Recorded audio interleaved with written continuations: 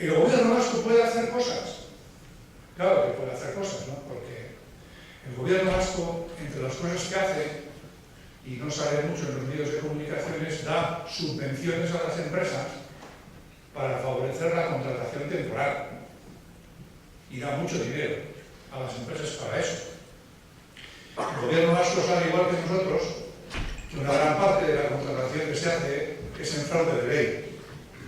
Y podría poner a la Inspección de Trabajo y a la Autoridad Laboral, que son ellos, a perseguir esa contratación en fraude de ley e impedir que las empresas se hagan. ¿Cómo va a hacer eso el gobierno si en sus propias sociedades públicas no consiente y favorece que se contrate mucha gente también en fraude de ley? Y nosotros, en relación a Osalan, yo sí quería citar, porque hay una leyenda en relación a nuestra organización, y es que no hemos hecho el esfuerzo necesario para buscar acuerdos, ¿no?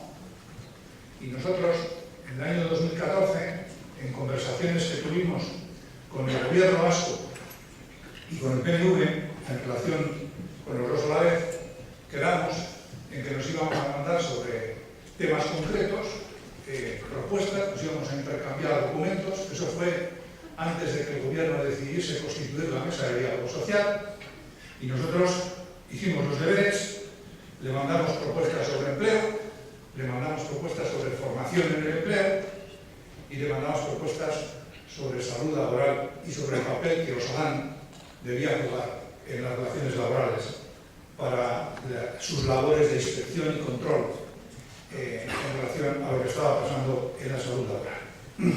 Nosotros hicimos los deberes, les enviamos los documentos y ellos no nos contestaron. El gobierno no contestó ni a los temas planteados en formación, ni a los temas planteados en empleo, ni a los temas planteados en relación a Osalan y a la salud laboral. Creo que es importante constatar eso, para romper determinadas leyendas en relación a si nuestra organización hace o no hace los esfuerzos. ¿Por qué en relación a la salud laboral el gobierno no hace nada de lo que él le plantea en ese documento? Pues como han explicado las compañeras con antelación, porque el punto del gobierno en relación a cualquier tema que se le plantee es que si la patronal no está de acuerdo con ello, el gobierno no actúa. Y quien tiene el verdadero veto en relación a los temas que los gobiernos debieran hacer en el mundo de las relaciones laborales es la patronal. Si la patronal no quiere, no se hace nada. Ese es el tónico del funcionamiento de las mesas de diálogo social. Solamente sale aquello que la patronal quiere. ¿Y eso para qué le sirve al gobierno? Para no actuar. El gobierno no actúa en la medida en que los agentes sociales no se ponen de acuerdo. Si la patronal no quiere, el gobierno no actúa. Y creo que es bueno, en un acto como este, en el que está la mayor parte de la estructura del sindicato y una parte de su militancia, contar un poco las relaciones actuales que mantiene nuestra organización con el gobierno. Bueno, hemos hablado bastante de la ILP últimamente. Yo solamente quiero decir una cosa en relación a la ILP. En las reuniones que tuvimos, que ha tenido nuestra gente con el Departamento de Empleo, con el señor Toña, el consejero de Empleo, a él le dijo que estaba de acuerdo con la ILP. Estaba de acuerdo. Y dentro del Consejo de Gobierno, en base a las prioridades del gobierno para cumplir el déficit, que ha sacado pecho diciendo que han cumplido el límite de déficit del 0,7%, los que estamos aquí ya sabemos cómo lo han hecho, la propaganda oficial lo dice, se ha hecho haciendo recortes durísimos en las licitaciones públicas del 40%. La consecuencia de eso también sabemos nosotros cuál es. A nuestra gente se le está obligando a trabajar en condiciones miserables.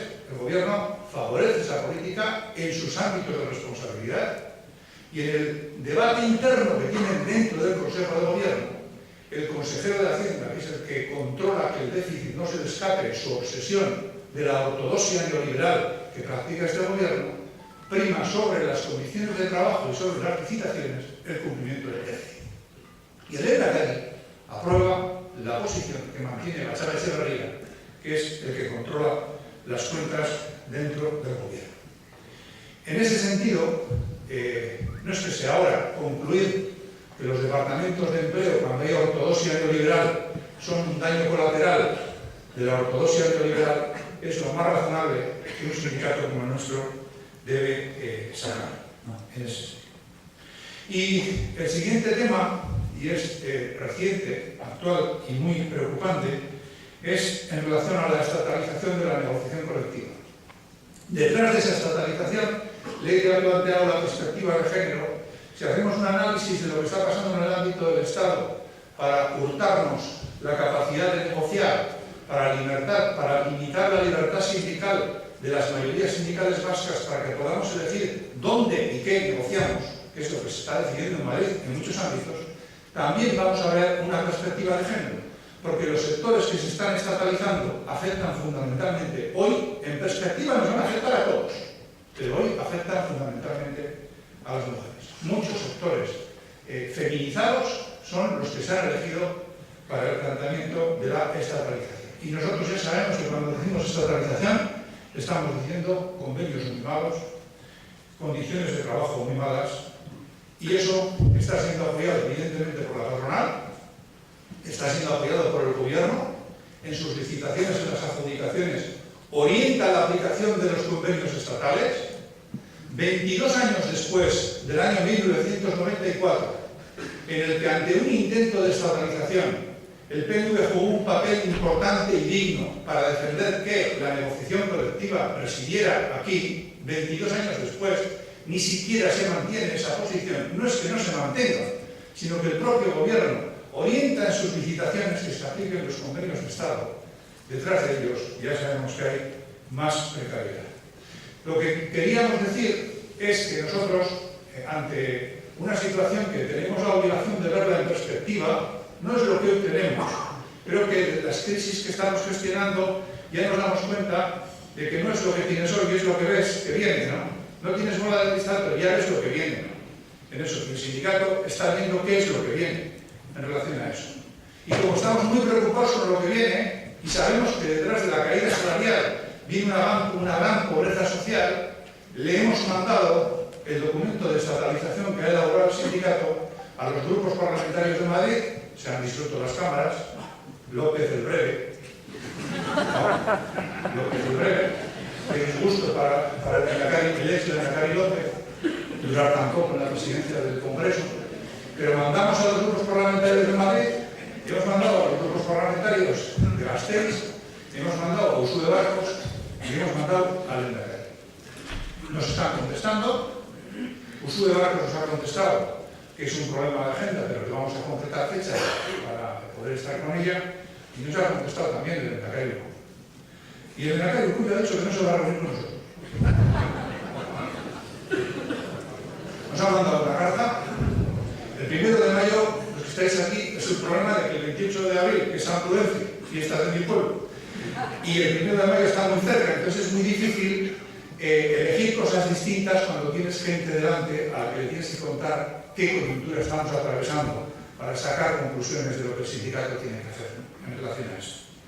Nosotros al Lehendakari hemos dicho, entre otras cosas, que detrás de la estatalización, detrás de la negación de la negociación colectiva, nuestra conclusión es que si se nos quitan los instrumentos por medio de los cuales el movimiento sindical decide en una parte cómo se distribuye la riqueza en la sociedad, intervenimos mediante la negociación colectiva, la conclusión que saca nuestra organización es que no hay autogobierno en este país. Y la estrategia de la patronal española, liderada por el Banco de España, que dice que tiene que haber solo convenios de Estado y convenios de empresa para flexibilizar a tope las relaciones laborales, nuestra conclusión es que si eso triunfa, no hay negociación colectiva, hay más pobreza, y lo que le decimos al Lehendakari políticamente es que nosotros llegamos a una conclusión: sin negociación colectiva en nuestro pueblo no hay autogobierno. Conclusión política. ¿Qué nos dice el Lehendakari en su carta? Nos dice que no le gustan las críticas que hace el sindicato a la política del gobierno, todas ellas muy razonadas, porque ya nos ocupamos de razonar bien las críticas que hacemos, no nos solemos caracterizar por adjetivos, solemos poner detrás de cada cosa que decimos por qué hacemos la crítica. Dice que ha compartido con su gobierno, con el Consejo de Gobierno, que no se va a reunir con nosotros, Y dice que si queremos reunirnos con el gobierno, que nos reunamos con Toño. Y claro, yo vuelvo a lo que he dicho antes. Nos manda donde un consejero que nos dijo que estaba de acuerdo con la ILP, pero tu gobierno ha destrozado la ILP en el Parlamento, porque el PNV y el PSOE han votado en contra de la ILP. Nosotros no nos vamos a reunir con gente, ¿no?, que te pueden dar buenas palabras, pero ningún hecho detrás de eso. Nosotros no vamos a devaluar el debate que tiene la organización con un gobierno que, si está en algo y muy coherente, es detrás de todas las posiciones, incluidas las posiciones de debilitar al movimiento sindical en la coyuntura en la que estamos. ¿No?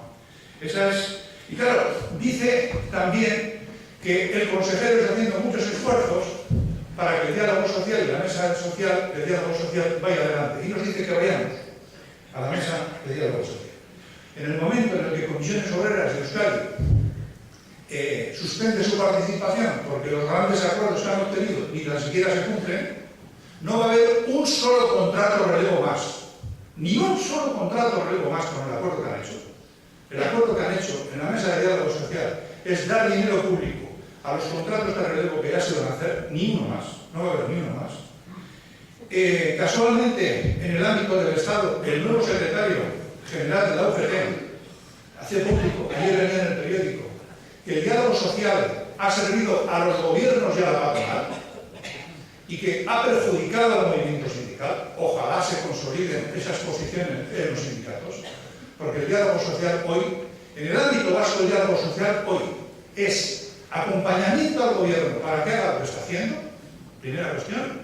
Segundo, acompañar las estrategias del movimiento sindical y de la patronal para españolizar el ámbito vasco, destruyendo cualquier vestigio de marco vasco de relaciones laborales.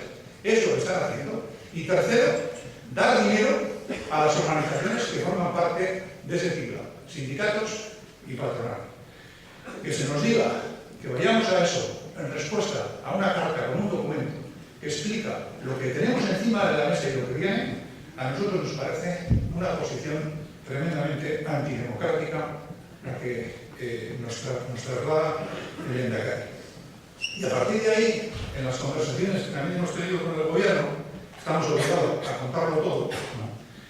El consejero de Empleo en una reunión nos dice: ¿qué gana el gobierno en un acuerdo en la ILP con ELA si ELA le va a seguir criticando en el resto de los ámbitos?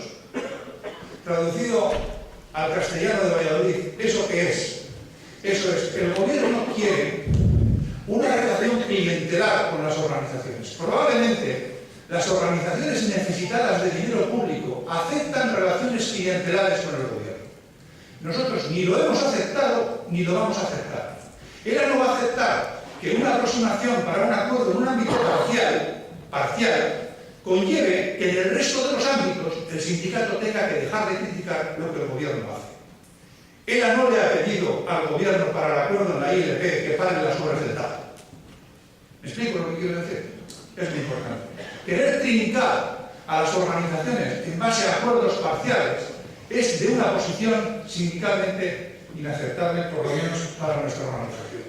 Y para terminar, que también lo diremos en el 1 de mayo, la defensa del trabajo digno, del trabajo decente y la defensa de la justicia social por organizaciones que son conscientes de que es imprescindible en una sociedad injusta construir contrapoder.